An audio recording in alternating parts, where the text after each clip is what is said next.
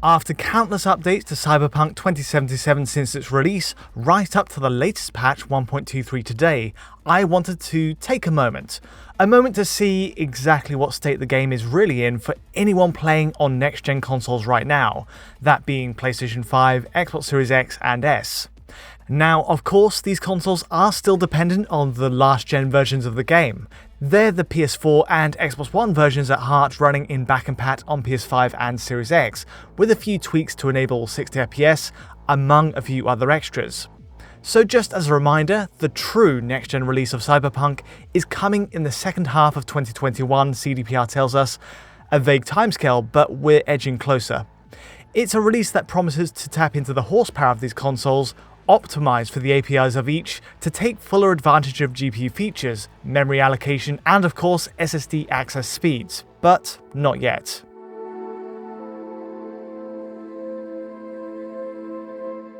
So today I'm taking an early snapshot, if you like, of the game's state on PS5, Series X and S running via back-compat. A glance at how things are before the big update itself. It's been a while since I've touched Cyberpunk on these newer machines as well. In fact, generally speaking, I've focused on the rather dire state of last-gen performance till now. The PS4 and PS4 Pro versions on patch 1.23 certainly are more stable in terms of crashes I found, which is good. Frame rates are improved, though still it's far from ideal with those sub 30fps drops, the pop-in and the glitches. And yes, I've checked out Xbox One and One X versions on patch 1.23 as well, but honestly, there hasn't been much to report on.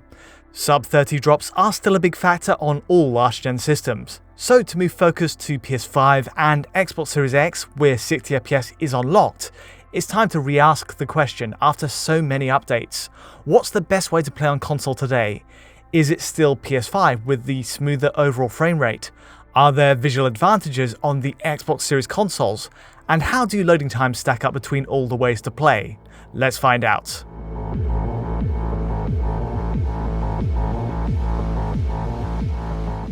Let's kick off with a visual comparison on patch 1.23, focusing mainly on the 60fps modes first. As ever, of course, Xbox Series X has a unique graphics toggle, missing on PS5. You get one mode for quality, a 30fps option that prioritizes a higher resolution ranging between lowest 1512p and 1728p highest. So no change there since launch based on fresh pixel testing.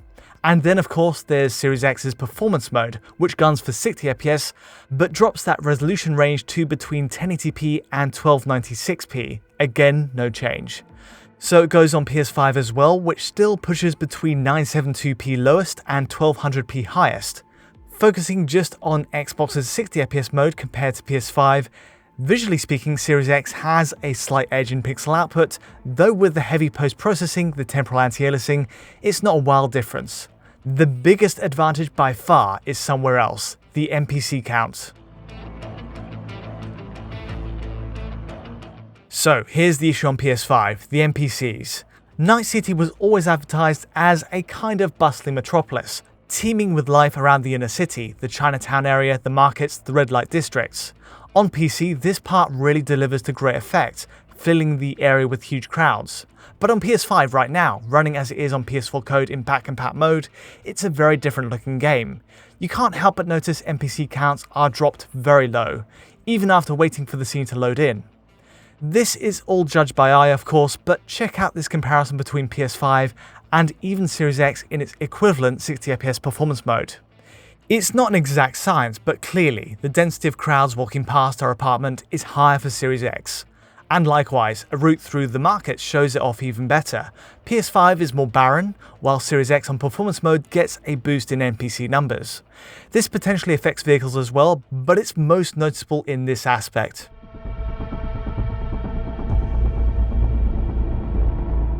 Sticking with the NPC point, here's an extra twist. Swap the right side of this comparison for Xbox Series X's 30fps quality mode, and we have an even bigger NPC count on Xbox. It's really impressive. Quality mode's NPC count gets a boost afforded by targeting 30fps. Actually, you'll notice this busy area makes the market run quite, well, difficult to pull off without bumping into anyone. No question, quality mode is an incredible trade-off for performance if you want to see Cyberpunk look its best on console. I mean, just check this still shot again, overlooking the main square here. There's much more to Series X's quality mode, including better ambient occlusion, but the higher NPC count is easily the most striking change. So add this to the wishlist for the true dedicated PS5 release when we get it. We want a similar 30fps option that unlocks better visual features. Being anchored to the PS4 Pro settings is only holding PS5 back. In fact, one curious find is in comparing PS5 to the far weaker Series S, a 4 teraflop machine with better settings in NPCs. Yes, it's running at 30fps on Series S, but the NPC count is higher, coming close to matching even Series X in its quality mode.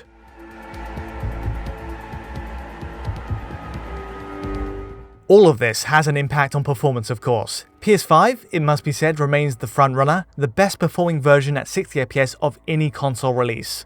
That's not to say it doesn't have its rocky moments, but by and large, it's the one to go for with 60 in mind. Battles can drop into the 50s at points, notably this stress test shootout, and there's a few drops while driving too, but nothing that really distracts. Compare this to Xbox Series X on its 60fps performance mode, and well, you see a huge drop in performance. So in side-by-side shots, we're looking at the most taxing areas. The point is really simple though, PS5 sticks to 60fps in places where Series X drops aggressively under. The opening shootout is a perfect example. A set route with lots of action that has Series X still tumbling into the low 50fps region even on patch 1.23. So, if we have a next-gen version wishlist, this would be the next addition. Xbox Series X's performance mode must be locked, optimized for that top 60fps refresh. To its credit, you do have a variable refresh rate mode, VRR, which will help perceptually smooth this out. Enable that at a system level on Xbox, and paired with the right TV, it'll help enormously. But the fact is, PS5 gets away with so much better. The main square is 60fps, where Series X dips into the high 40s.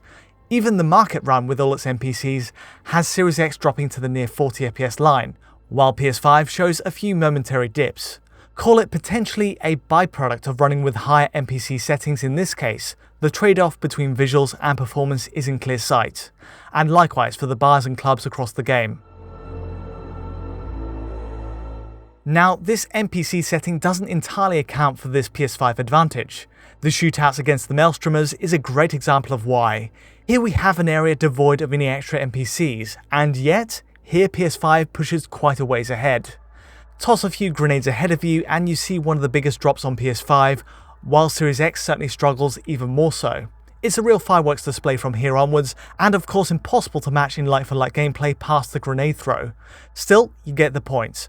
So it goes for just about any big shootout here. The bottom line, PS5, even 7 months since release, and following multiple patches, enjoys a smoother frame rate across the board. CDPR still hasn't addressed the issues we found at launch on Xbox's performance mode, and for sure it's one to touch on with the full Series X release. Okay, there's one extra wrinkle to this. For the best visuals on console, you have Series X in its quality mode. It was the case at launch late 2020 and remains so today on patch 1.23. A 30fps cap, higher resolution, better visual settings, and superior NPC count all work in its favour. The 30fps cap is mostly solid too. It really serves the experience well on console. That's not to say it's perfect. Attacking all the usual stress points, we still get drops well into the mid-20s sadly. The alley shootout here is expectedly a nightmare. High levels of alpha transparencies plus lots of NPCs all combine to give one of the worst cases on our graph here. There are other examples during Battle 2, but on the whole, this remains the best way to play for visual purists. Those after the best take on Night City, where CDPR makes good on its promise for atmosphere, should definitely check out quality mode on Series X. Patch 1.23 doesn't solve the drops under, but perhaps, just perhaps, the next gen release can deliver a title lock here too.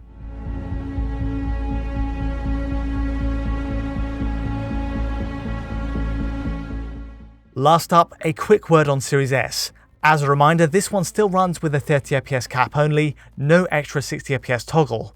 It's got 1440p as the max resolution target, though the dynamic resolution setup means it's usually closer to a native 1080p.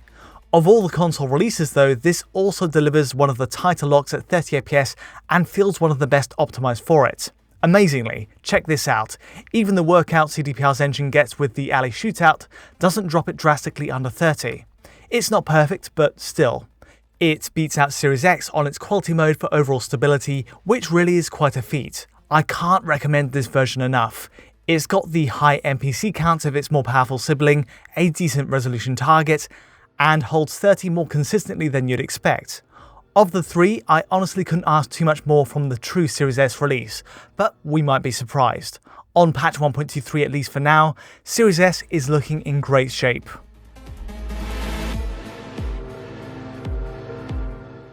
The last test then is in loading times.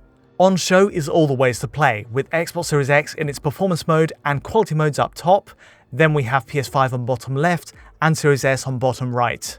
Loading a save just outside the Ripper dock on all consoles, the first surprise is Series X in performance mode loads up first at just over 12 seconds. Then we see Series X's quality mode load in next at 17 seconds, within split seconds of Series S doing the same. They're practically identical. Interestingly, this does tally with the differences in NPC counts between the modes. Series S's NPC counts have a lot in common with Series X's quality mode, and so it makes sense each takes exactly 5 seconds longer to load compared to the performance mode with its lower setting. There's simply more detail to render in before the curtain is raised. Last up is PS5 with a lengthy 49-second wait. Now this is loading a save file to the Ripper dock, but it also applies to reloading from a last save game after dying too. PS5 always takes longer compared to all Xbox machines, and it's a substantial increase that can be frustrating in my experience. All this despite the lower NPC count as well. Frustratingly, we may have to wait for the next gen release to see what the PS5 can really do. What's clear right now is running a PS4 app isn't doing it any favours, and PS5's high-speed SSD isn't getting the results we'd expect, especially compared to the Xbox side. Okay, so that's where we are, patch 1.23 on PS5, Xbox Series X and S, with all the attached pros and cons. I wonder if we'll see another patch between now and the real deal, but we'll see. It sets the stage for the next-gen release, penned in roughly for the second half of 2021. As it stands, there's a lot that needs changing with Series X and PS5 versions, just for different reasons. The 60fps delivery on PS5 is a strong point, but the loading times and low NPC counts are serious drawbacks. As for Xbox Series X, well, the true next-gen release, whenever it arrives, desperately needs to tighten up 60fps performance. The wait has been a long one, and I just hope it'll be worth it. And of course, I'll be there to cover Cyberpunk 2077's launch on PS5 and Series X and S the moment it arrives. But that's all from me today. If you did find this analysis useful or insightful in any way, feel free to like or subscribe, and don't forget to hit that bell to get notifications as any new video lands. To get a high quality version of this video, check out our Patreon at digitalfoundry.net, and to get in touch with myself or the rest of the team, just use Twitter. But from me for now, thanks for watching.